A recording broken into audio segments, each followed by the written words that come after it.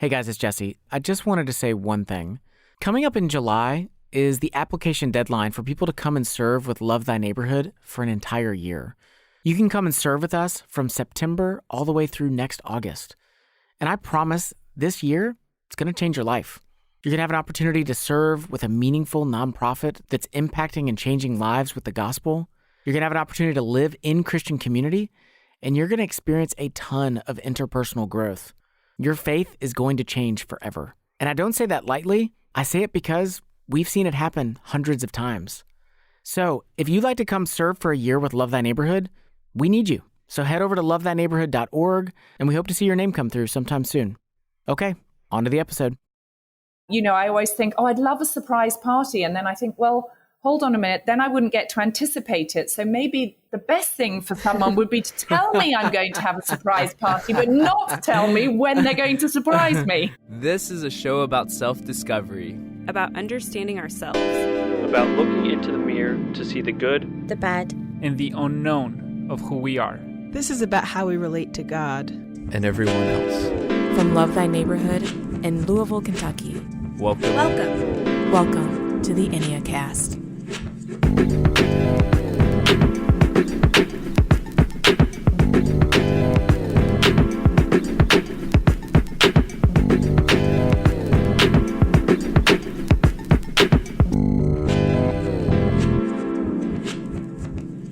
Hey, welcome to the Enneacast. I am Jesse Eubanks. And I'm Sam Stevenson. Every episode, we walk you through the Enneagram, and today we come to type number 7, the Enthusiast. The party people. I was going to say party planning committee, but we've since been corrected that 7s don't plan parties, they just attend them. That's right.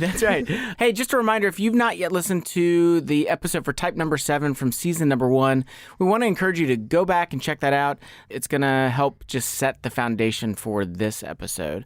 So, let's review real quick about type 7s. So when these folks are resourceful, they are curious, they are highly enthusiastic, they're playful, and they're lighthearted. Yeah, and when they're non-resourceful, 7s can be scared of commitment. They can be unreliable and irresponsible in their friendships and relationships. They try to avoid pain at any cost, and they're the most vulnerable to becoming addicts.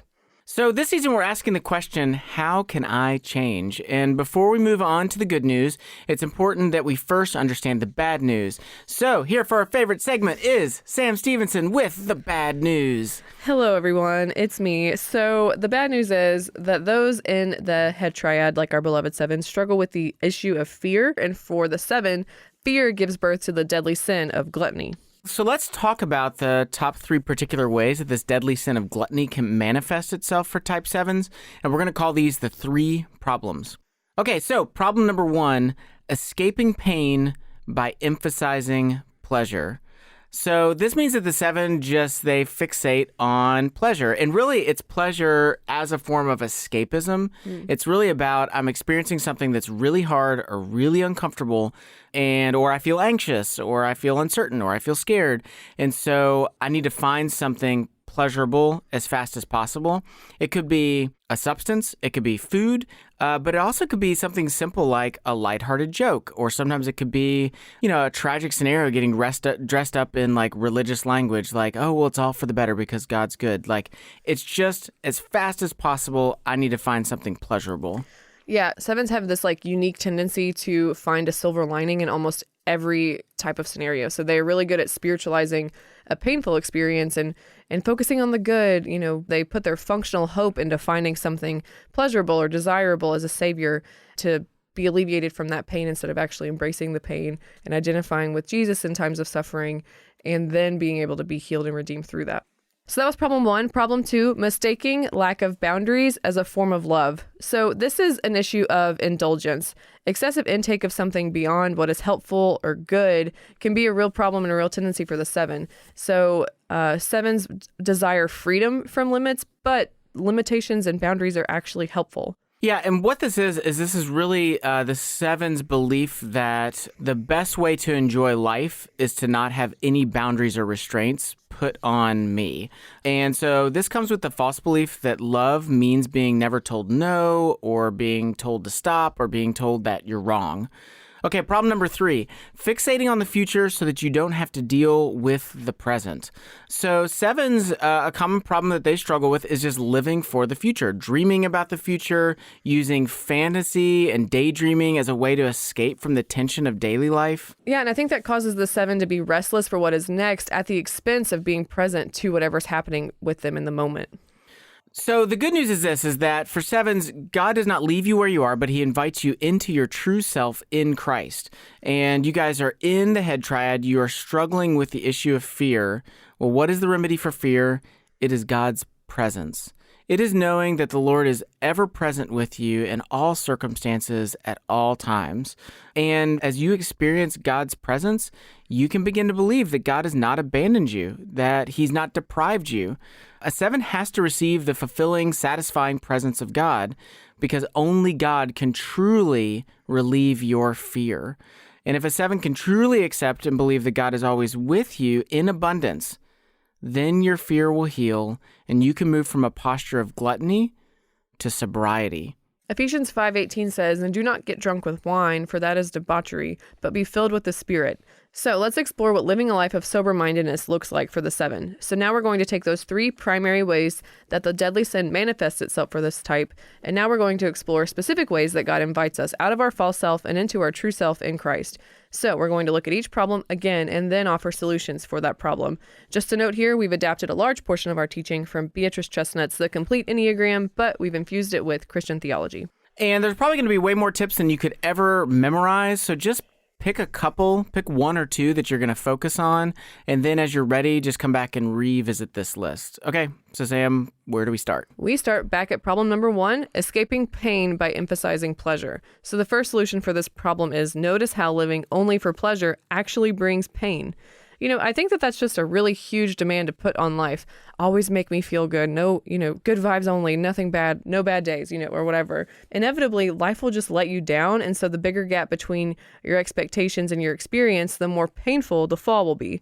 So just a note here, 7s, just be realistic, be sober-minded in your expectations, and be fair in what you're asking life to give you. Yeah, pleasure is a cruel idol because it's going to ask you to sacrifice a lot to it. And the more that you're willing to sacrifice the important things in life for pleasure, the more that you're going to find yourself in a place of danger. And even the pleasure that you experience, if it's put before God and before relationships, including your relationship with yourself, it is only going to lead to more pain and more hopelessness.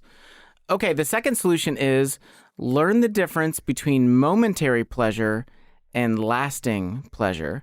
Life is filled with momentary pleasure, good things that are enjoyable, but it's fleeting. If we're always just chasing after each momentary pleasure, one after the next, after the next, after the next, it's going to be painful and hurtful and harmful to us as people.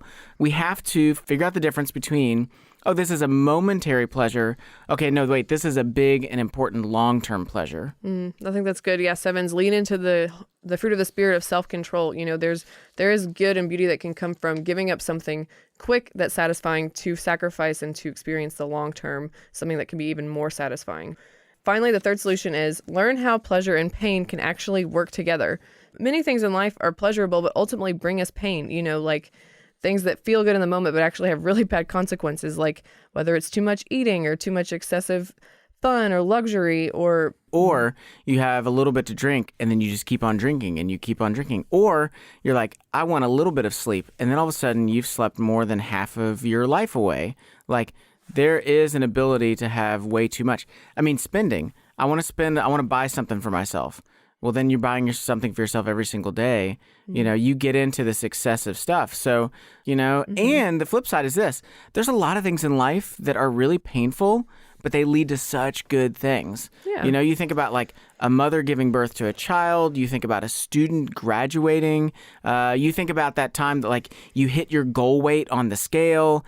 I mean, the biggest one for us as Christians is the resurrection of Jesus. I mean, he went through the cross, but ultimately that's how he beat death and changed all of human history.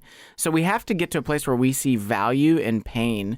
And as Christians, like we believe that death leads to new life. Okay, so those are some solutions for problem number 1. Let's talk about problem number 2. Problem number 2 is mistaking lack of boundaries as a form of love. So the first solution is expect to feel anxious when you're living sober.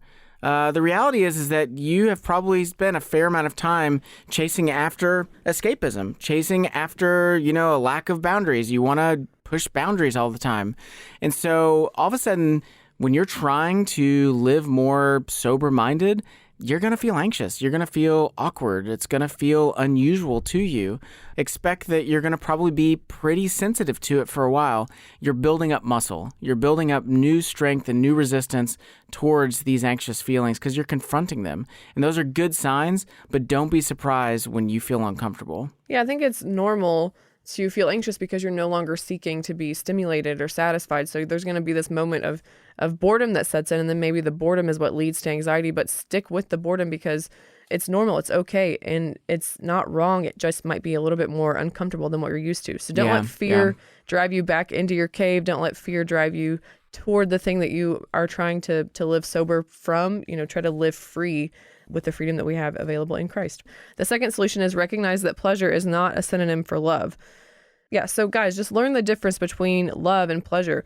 Yes, pleasure is a gift from God and it is used to enhance our relationship with Him and other people and experiences. But for sevens, pleasure wants you to believe that it's better than love by promising something that it can never give you. So just take a moment here, a thought experiment. Look back at your life. Has pleasure and seeking those thrills ever given you something but removed all pain permanently? Pleasure has the tendency just to be fleeting. It kind of comes and goes like the wind, but love is full of commitment, dedication, affection, and sometimes it's hard to endure. Love is not always the same thing as like what romantic comedies would want us to believe. Yeah, that's for sure. Yeah, that's for sure. And I think too, this is a good reminder of like the lie of addictions is that they try to replace your primary relationships. In healthy life, the way that it works is that when we struggle with things or when we go through things, whether it's like I'm having a great, amazing high, or I'm having a really low low, I turn to my closest friends for support, or I turn to my closest friends to celebrate. But addiction comes along and addiction says, turn to me. So addiction says, celebrate with me. And addiction says, cope with me. So we have to get to where we understand, like, pleasure is not a replacement for love. Like, you need those substantial relationships in life. Okay, finally, the third solution is ask people around you to help you get an accurate picture. Sevens have incredible abilities to fantasize. Like, they have incredible imaginations. And because of that, indulgence feels sometimes kind of natural to them. Mm. And for many sevens, like, there's like the saying, like, too much is almost enough. Yeah, treat yourself. Yeah, that's right. Treat yourself. So learn to ask your friends for their advice. Do you think I should buy this? Do you think I'm going overboard with this thing? If you were me, what would you do? Do you think that my response is healthy? Yeah, I think it's important to ask others how they stay connected to God while also enjoying the gifts He gives us, because I think sevens, you guys are really good at seeing gifts and then like wanting more and more and more and more, so it's hard to be satisfied in Christ. So really lean on your brothers and sisters to ask them like, hey, like, how do you practice contentment, and maybe take some notes from them. Okay, so that was problem 2. Let's move on to problem 3. So problem 3 is fixating on the future so you don't have to deal with the present. The first solution for this problem is to take note of when you mentally leave whatever's happening now. Ask yourself, like, why do you want to escape whatever's happening now? Like, were you just bored? Were you sad? Did it remind you of something? What's going on? What's the real reason for that seeking outward that you're doing? Yeah, if you catch yourself daydreaming, almost consider that like a trigger. Like, hold on, I'm daydreaming right now. Why am I daydreaming? What happened that made me really want to escape this moment? Was something painful to me? Was there something that scared me? Okay, the second solution is learn to be okay with discomfort. We don't want our 7 friends to miss out on the fullness of life. And part of having a full experience of life is that we have to experience some things that are hard and uncomfortable. And constantly living in the future and what if allows 7s to stay comfortable.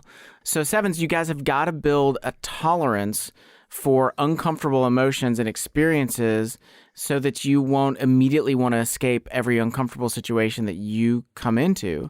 In doing this and growing this capacity, it's going to help you be a better friend, a better parent, a better spouse. Yeah, I think it's important for you to practice this because whenever pain hits your life, if you're not sitting in that, then your friends can't minister to you in that space. They can't be there for you if you're never acknowledging that there are bad things happening. And in the same way, if your friends are going through something difficult and you're never around because that painful moment's too hard for you, your friendship is going to suffer as a result. So pain is actually a connective force. It brings us together. It's one of those shared experiences that will strengthen a community if you can learn to embrace both the pain in your life and the pain in the lives of those around you. I think one other thing I would add too is I think it's important that for us as Christians, like we remember there is something mysterious and wonderful about joining in the sufferings of Christ.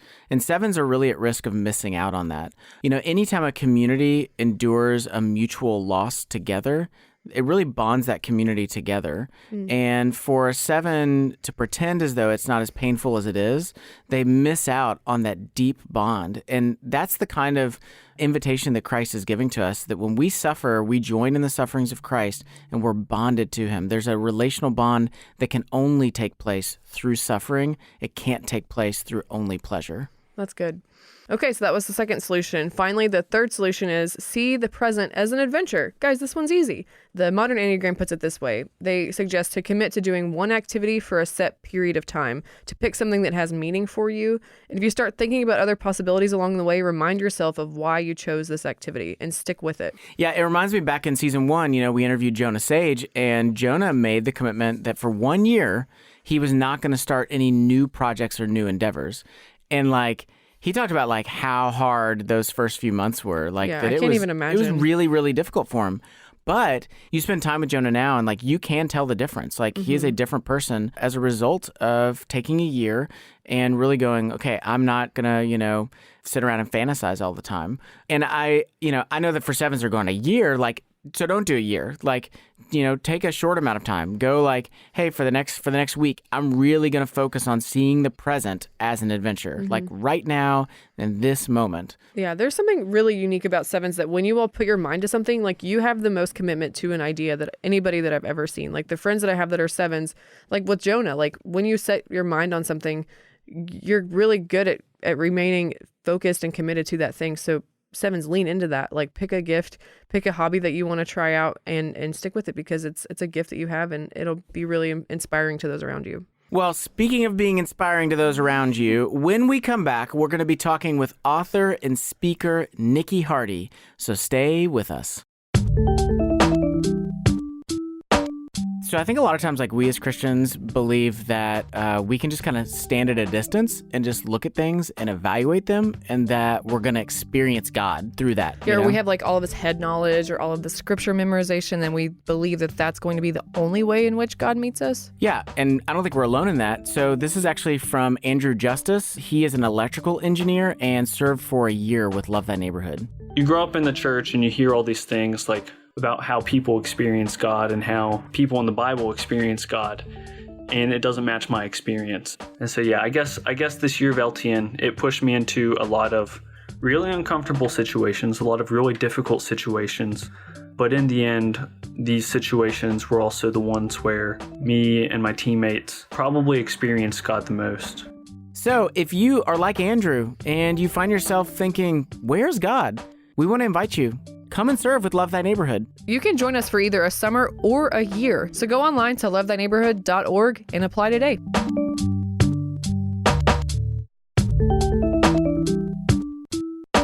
Have you ever thought about what kind of neighbor you are? I haven't. What if I told you that we had a really fun quiz you could take that would kind of give you a little insight into that? Like a BuzzFeed style quiz? Yeah, sort of BuzzFeed. Sure, yeah. Ask me a question. Okay, well, let's start here.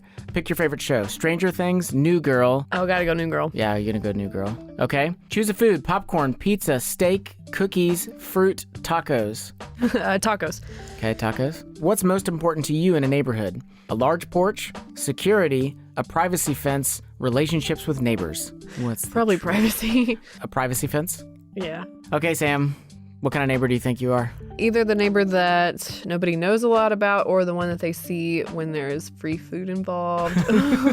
Or, I don't know. But tell me. Yeah, you are correct. Yeah, you're the mystery neighbor. Ooh, that feels true. I'm so busy that I feel like the people that live around me are like, where is she? Yeah.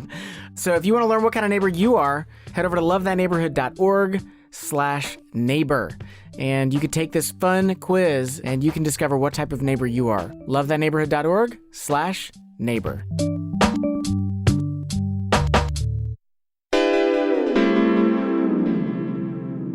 And welcome back to the Enneacast. I'm Jesse Eubanks. And I'm Sam Stevenson. Our guest today is Niki Hardy. Niki is an author and speaker who talks with audiences about how to grab the most out of life no matter the circumstances. Niki is also a cancer survivor who lives by the saying, life doesn't have to be pain-free to be full. And also, Niki is a Type 7 on the Enneagram. So welcome to the show, Niki. Hi. We are so glad to have you. We're excited to talk with you. I'm excited to be here. Thanks for having me. Well, let me ask you this question. You know, what aspect of God's character do you feel like sevens really represent to the world? Oh, gosh. I think God is a God of endless possibilities and creativity. And we just need to look around at creation. And when I do, I see the joy and the delight he must have taken when he created the world. You know, there's some crazy, weird stuff out there, some weird animals and fish that live at the depths of the ocean. You know, there are bizarre... Well, and people. And there's some weird people, too. Yes.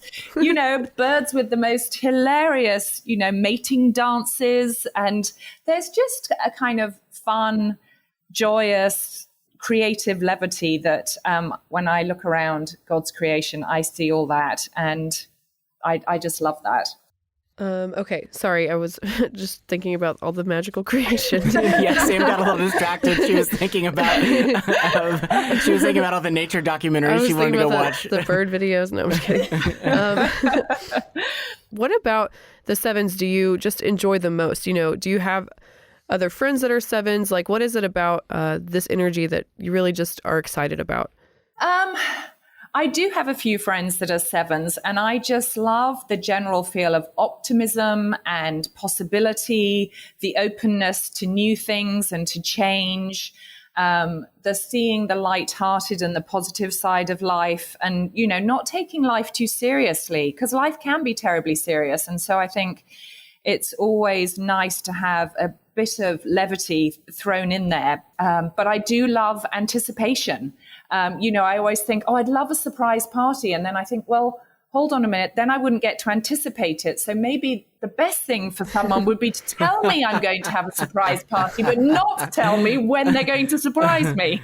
That's wonderful. That is, I feel like every seven's dream is knowing they're going to be surprised so they can both live in the suspense of the moment approaching, and then when it actually happens, the like double joy of having a surprise party. Exactly. So not to just switch gears so quickly into, you know, move us out of the joyful celebration side and already into the serious stuff, but this season is about how we can change. And of course, we know that we don't need to change the things that about us that are good. We only need to change things that are problems. So with that, the struggle of gluttony is the core sin for the sevens. So for you, you know, where do you think the struggle comes from, and how do you know when you're experiencing that? Yeah, it's a great question. I mean, when I was learning about the Enneagram and was like, you know, the deadly sin of gluttony, I was thinking, well, I'm not gluttonous. But, you know, as I dived in, you know, I really see it as this negative emotion avoidance tactic, you know, which on the one hand is genius. You know, it's the tortoise shell we can retreat into. But, you know, when we're inside our tortoise shell, we don't really experience life in all its fullness as God meant it to be. And I think for me, it comes from this kind of trying to avoid the negative experience or a loss or even just boredom. And so I in its place, try and consume like a positive experience or stimulating ideas or material things. And I'm trying to fend off the pain or the emotion or the memory or some sort of deprivation or boredom, even if I don't know I'm actually feeling those things, if that makes sense. So I'm kind of trying to numb them, I guess, or avoid them in some ways. And for me, I know I'm falling into that when I feel this urge to kind of get out and go. It's this kind of trying to break free from a cage, and it sounds quite dramatic. It's not. It's not quite that dramatic, but it's this feeling of forward momentum, because I think inside I'm feeling hemmed in by these emotions that I don't want to experience. So I'll head out to the shops or to run trails with the dogs or to meet friends, but I'll do something to remove myself from the here and now. Yeah. Yeah. So, I mean, so you just articulated, the first problem we talked about that sevens struggle with is escaping pain by emphasizing pleasure, and that's a lot of what you just talked about. And then, the invitation from God for sevens is into a life of sober-mindedness. Not that life can't be fun or enjoyable, but like just a more grounded view of reality. Of the three solutions we were talking about earlier, is there one that you've put to use in your life? And if so, like, what's that been like for you? For me, the solution that works best for me is the third solution, seeing how pleasure and pain work together and really getting my head around the kind of, well, there's no gain without pain. There's no pain, no gain. This kind of, my husband, Al, he's a 3, and he is really great at kind of chipping away at big projects. Or I see the mountain, he sees just all the minute steps that it will take to get to the top, whereas I see the size of the mountain and want to just run away. And so I've started trying to break things down into smaller goals, setting rewards and fun things along the way. And, really this mantra of mine that life doesn't have to be pain-free to be full, being more aware and willing to sit in the uncomfortable and learning to see the beauty of Sunday and the resurrection is only experienced in all its fullness if we are willing to go through the death and the waiting of Friday and Saturday. What helped you, I guess, in life? We mentioned earlier that you are a cancer survivor. So was it just that process that, embracing pain? You seem like you've learned that pain is an important part of growth in life. Has that always been true for you, or what kind of happened? It hasn't always been that way. I have definitely been more of a let's just avoid it and ignore it, and then it will go away kind of person. I think having cancer, and I had cancer on the heels of losing both my mum and sister to cancer.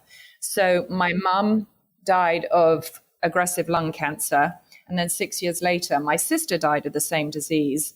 And then 6 weeks later, I was diagnosed, and mine wasn't lung cancer like theirs. Mine was rectal cancer. And, I'm going to do a typical 7 thing here and make light of it, and say that it's not sexy and doesn't come with a pretty pink bow.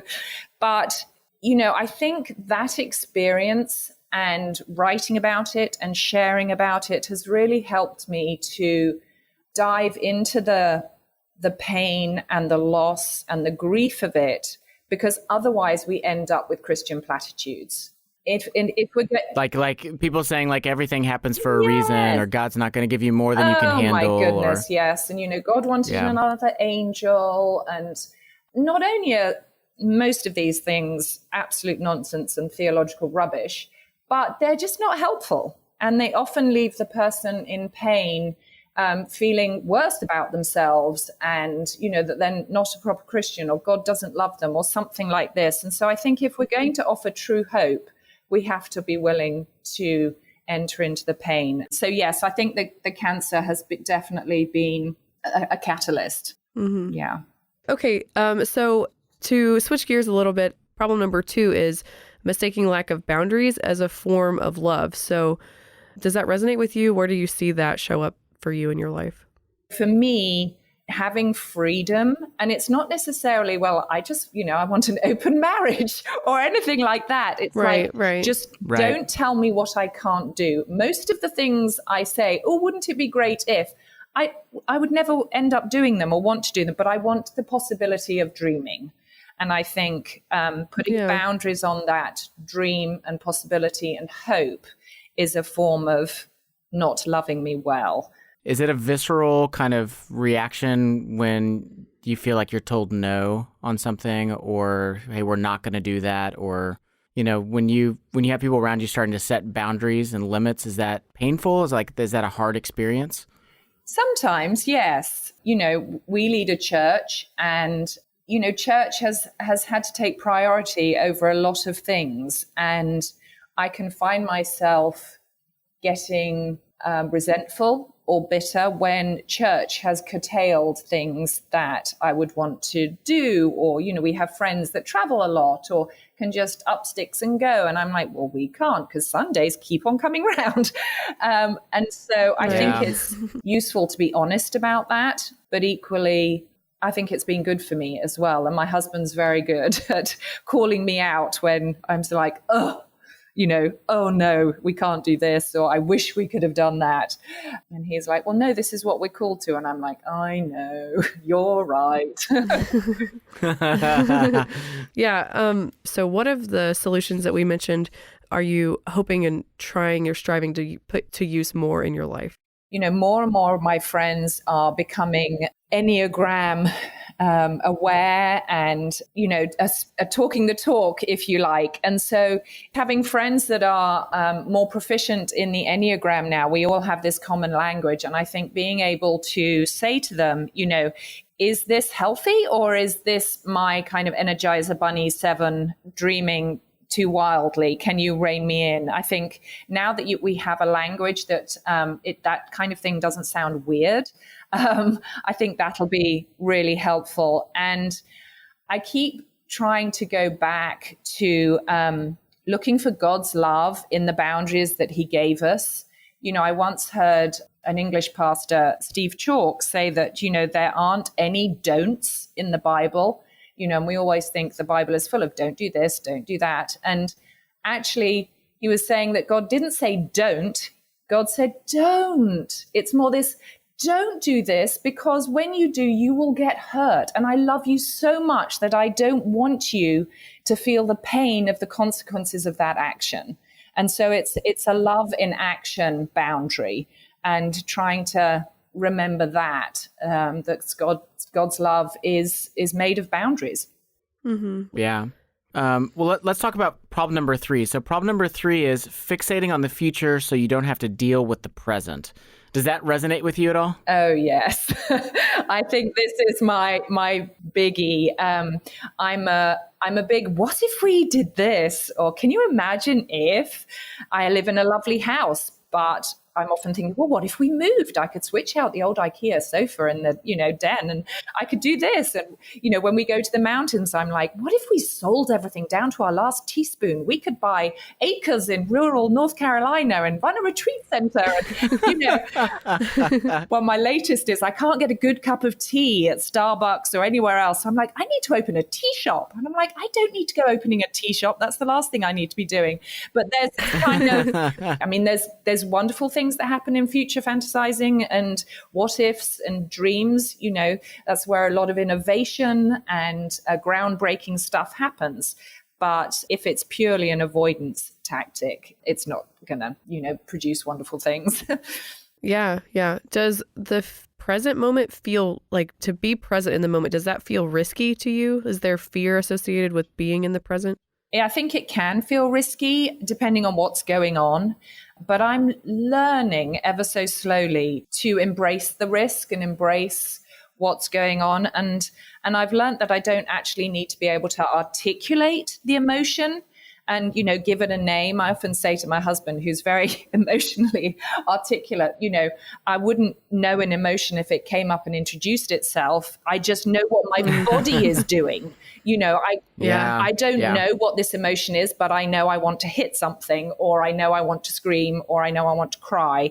And even then, I'm not always that in tune, but I'm learning to embrace the present, often by flipping the script. In my book, I talk about a woman called Kristen, who's a triple amputee, and she's got 4 children. And she talks about flipping the script. And rather than saying, I have to do laundry, she talks about, well, I get to do laundry because I have 4 wonderful children. I have, a washing machine that will do the wash for me. And we have enough water available, and it's an attitude of gratitude and, really trying to flip the script in that way and think of today as an adventure as well. That's helping. Mm-hmm. Yeah. Hey, when is your book due out? It's out in August, but it's available to pre-order on Amazon right now. I haven't really talked much about it, so I need to get out and start sharing it. But it's called Breathe Again, How to Live Well When Life Falls Apart. When I went through cancer, there was lots of memoirs out there that were terribly inspiring. And there were devotions that encouraged me to trust God. And I was like, okay, God, I'm going to trust you. And then I was like, nope, I'm still angry at you. And then, there were theological books that were just too weighty for me to manage in the midst of my cancer. So this was kind of the practical book that I needed when my life fell apart. And I just hope it's helpful to others too. Well, let me ask you about this. This is our last question. Our conviction is that the antidote to fear, so fear is the thing that drives sevens, and our belief is that the antidote to fear is God's presence. So my question is for you, like, how does God's presence impact you personally? I've learned and I'm learning that God is present in the hard stuff. And I think I used to believe that it was one or the other, that I could either have God's presence or hard stuff, that they couldn't simultaneously coexist. And I think having been through what I've been through, there were moments when I felt fear and peace all at the same time. And for ages I thought, well, goodness, God, I've done so much for you. Why have I got cancer? I've moved my family across the world. I've given up so much. Are you mad at me? And I kept having to ask, why do I think that? And I kept asking why and so, and I realized that at the end of the kind of rabbit trail, I believed that I had to earn God's love. And for a pastor's wife who is passionate about God's grace, I was like, wow, there's that nugget of a lie, a root of, so leaning into the love has really helped dispel those lies, and the fear, I think, is bred out of those lies that we believe. Mm-hmm. Well, that's beautiful. That's good. Yeah, thank you for sharing. Well, you feeling up for a game? Sure. Okay, well, when we come back, we will be playing You've Got Problems with Niki Hardy. Stay with us.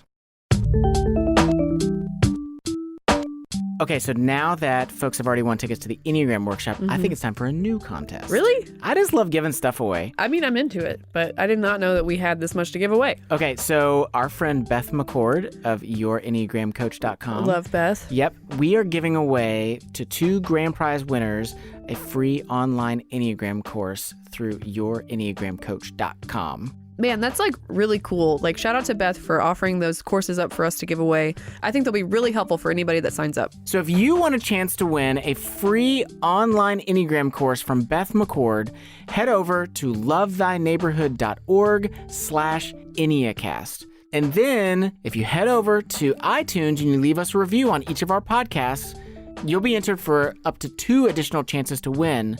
So that means up to 3 chances to win. 3 chances to win. So again, go to our website, lovethyneighborhood.org/Enneacast. Leave us a review on iTunes, and you can be entered to win up to 3 times for this great giveaway.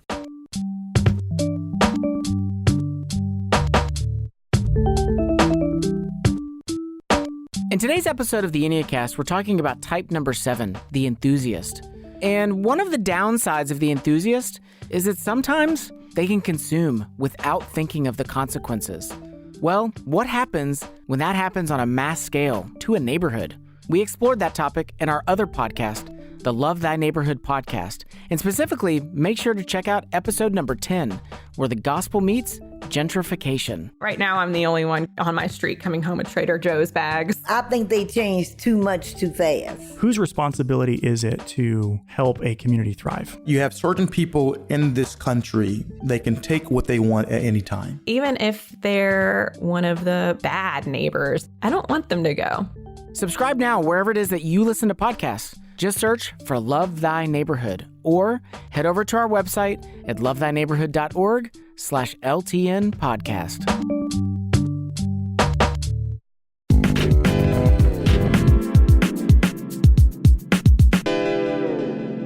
Hey, welcome back to the Enneacast. I'm Jesse Eubanks. And I'm Sam Stevenson. And now, You've Got Problems.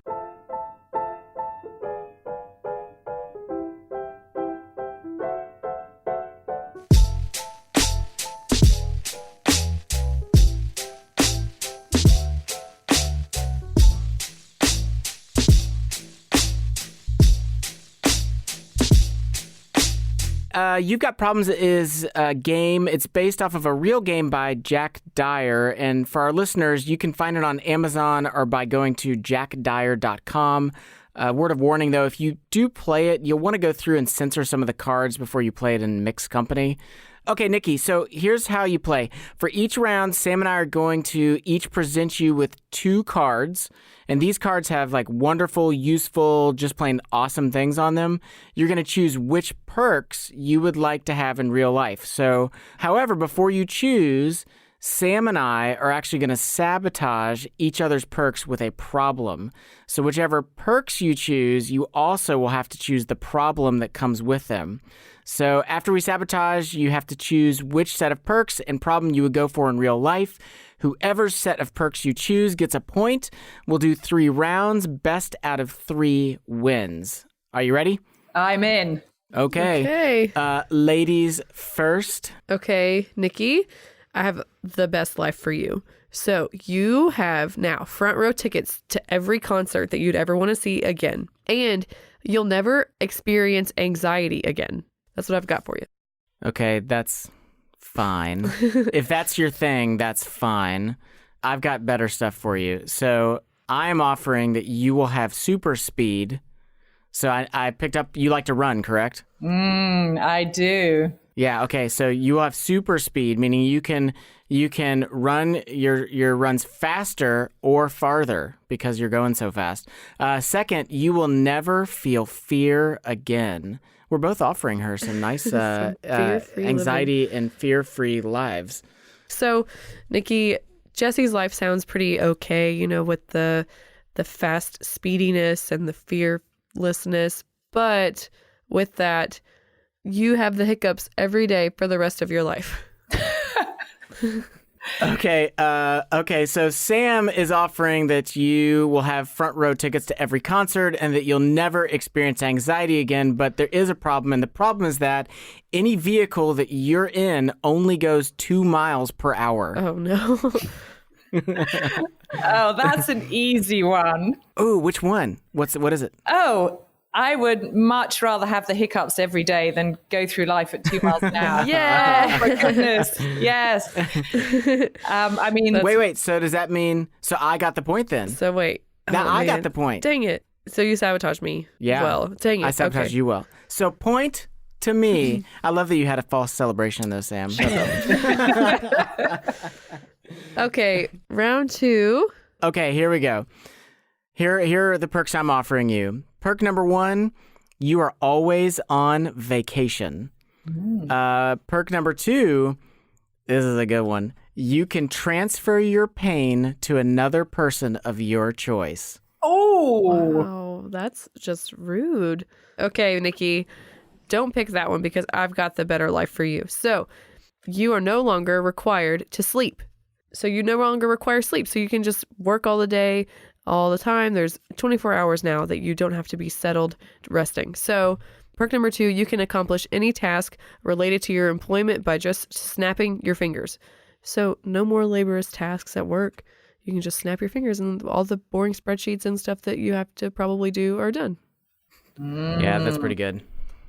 Okay, so it is true that Sam's offering you these nice perks that you no longer require sleep and that you can accomplish any task related to your employment by snapping your fingers. But there is a major problem. And the major problem is if you laugh, you die. Oh, no. This took a dark turn. Okay. Jesse offered you endless vacation days and the ability to sabotage others with inflicting pain on them, but you can only survive underwater. Oh, wow. So which one is it going to be? And I'm assuming that underwater I am able to actually breathe, etc. Yeah, you only can survive underwater. Okay. So you, I guess, become amphibious. The problem is actually oxygen. Coming out of the water is your problem. This is a tricky one for me because on the perk, it's an easy win for Sam. You know, the no sleep and the snapping of my fingers to get all boring tasks done. That's an easy win. Yeah. But laughing, am I willing to give up laughing? I mean, that's the question, really. This got existential real fast. Yes, I think I am going to risk laughter. So I will go with a life of no sleeping and snapping my fingers. Yay. And I will risk laughing under my breath and smiling like a Cheshire cat. I did not see that coming. I was positive. Okay. An underwater life, ladies and gentlemen, is so lonely. We have a tied game. Yes, unfortunately, the idea of transferring pain to somebody else wasn't incentive, right? Because it's mean. Yes, even transferring boredom. I mean, I'm just always trying to avoid pain, so inflicting it on somebody else. Maybe I'm nicer than I thought. Okay, Sam, I'll let you go first. Okay, Niki, all of your travel is now first class and free, and you're best friends with your favorite celebrity. Ooh. Okay. Here are the perks I'm offering you. You will never experience boredom again, and stoplights are always green for you. Okay. So, sure, stoplights are green. Boredom is a thing of the past. We get it. Great. But you'll never have any money again. Dang, that's cold. You just take all her cash. I did. All right. Well, all of your travel is now first class and free, and you're best friends with your favorite celebrity. But you have a problem. And the problem is that every week you must trade your teeth with a stranger. What? That's gross. I haven't thought about the science and biology of it all, but what I know is that one week she could have one smile, another week could have a different one. I like the idea of never being bored and green stoplights. I think for me, it all boils down to the free travel. Having family in England and friends in New Zealand and family in Canada, I think I would risk greeting them with a different smile each time if I could travel free and first class. I knew it. Me and Niki just have a bond. We do. I knew what she would like. Well, congratulations, Lamo. You won another game. Thank you. Lamo's my name. I hope you're happy. Winning's my game. Well, okay. So, Niki, we end each episode by answering questions from our listeners, and so we're going to do that now.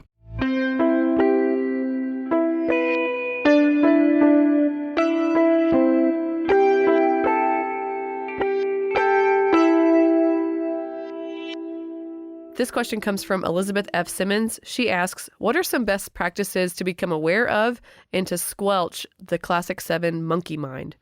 Oh, this is a good one because I have a lot of monkeys jumbling around in my brain.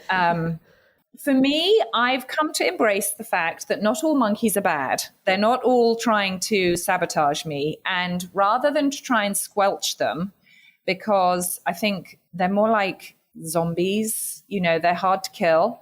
And I think it's better to set them free. So the way I do that is I constantly have a notebook or a voice memo on my phone that's available, or I email myself. But every time there's something going on in my head, I get it out of my head.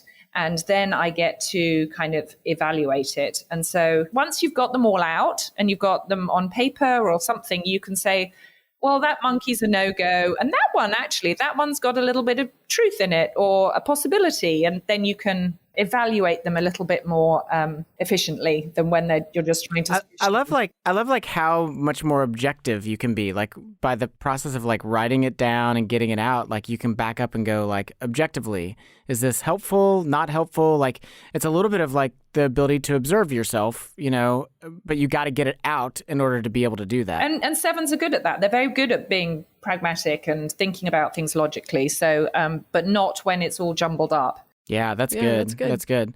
Okay, our next question comes from Sarah_knows_best. What is a way that 7s can combat the idea that they always need to be busy?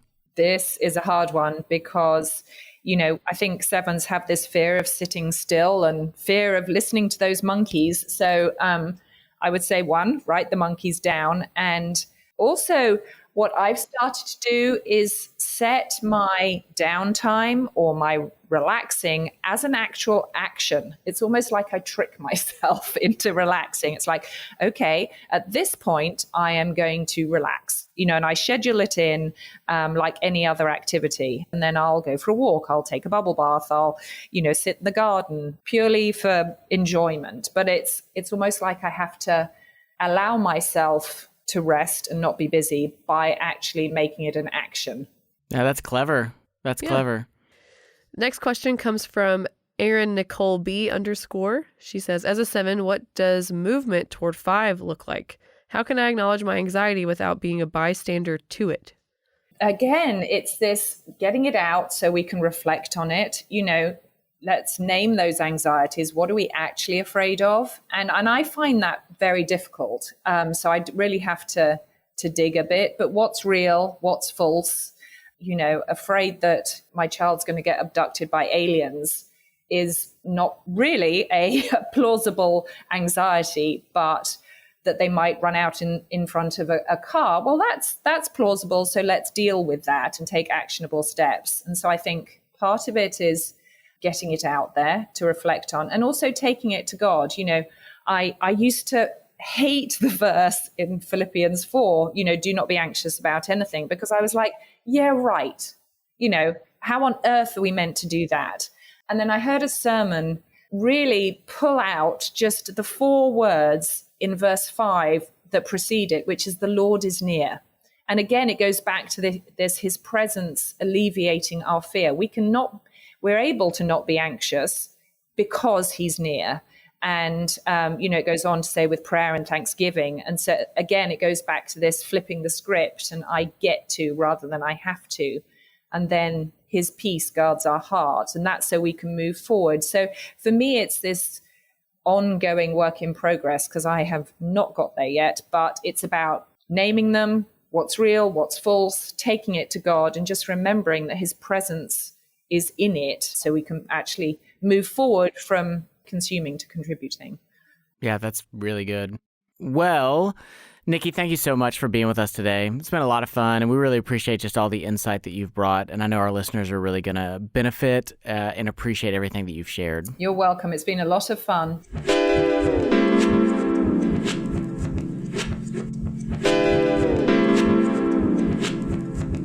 Well, thank you to our guest today, Niki Hardy. You can read Niki's work or contact her about speaking by visiting NikiHardy.com.